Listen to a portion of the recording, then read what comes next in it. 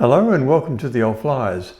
Of the 963 videos posted to our channel so far, not one has featured the beloved DHC-1 Chipmunk. We are going to rectify that now. De Havilland Canada set out to design an aerobatic primary trainer to replace the DH-82 Tiger Moth, then in service in the RAF. The venerable Tiger Moth entered service in 1931 and examples are still flying 94 years later. So too the Chipmunk, 79 years after its first flight in 1946 with test pilot Pat Fillingham. The Chipmunk will cruise at a respectable 90 to 120 knots. Its range is a modest 280 miles or 450 kilometers, but will stay in the air for 3 hours.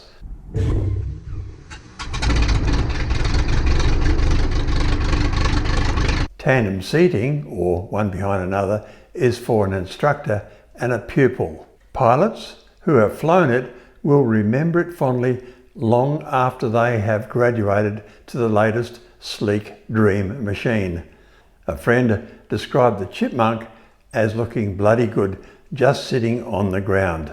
No wonder it was known colloquially as the poor man's Spitfire. He said, "It is a comfortable aircraft to fly with well harmonized controls." He described the stalling characteristics as being in the main docile, but like most aircraft when using landing configuration stalls with full flap, one had to be ready for a wayward departure. Spinning is the only real bugbear of this aircraft.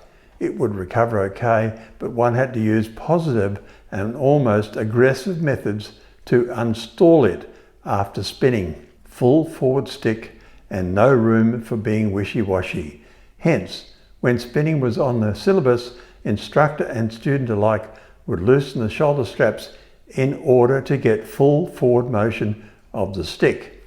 A downfall is that it has a low tolerance of foreign objects, so when pre-flighting, all keys, money, etc.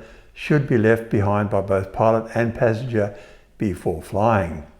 It was light on the controls and easy to fly, good visibility and not too harsh on floating with ground effect when landing. A brilliant mount for formation flying and aerobatics as well as cruising long distances. Most were factory fitted with an 18-gallon tank. However, some had the extra tank modification done to them which gave it a greater range. I'm not sure how true it is, but I believe the aluminium material used in the Canadian-built aircraft was deemed as superior to the British-built aircraft, and airworthiness directives are mainly to cover the British-built aircraft. Many years ago, my friend was flying a Chipmunk in formation with 3 Tiger Moths when another 2 Chippies joined, and as an echelon was called, he was number 6 on the outside.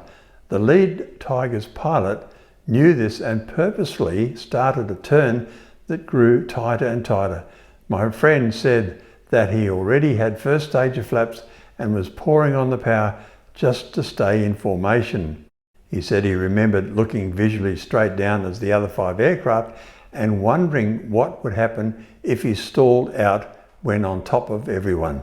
The lead pilot, flying the Tiger Moth, took pity on him and levelled out, buying him a beer after when they got back to the club and stating that he didn't know how my friend didn't break away.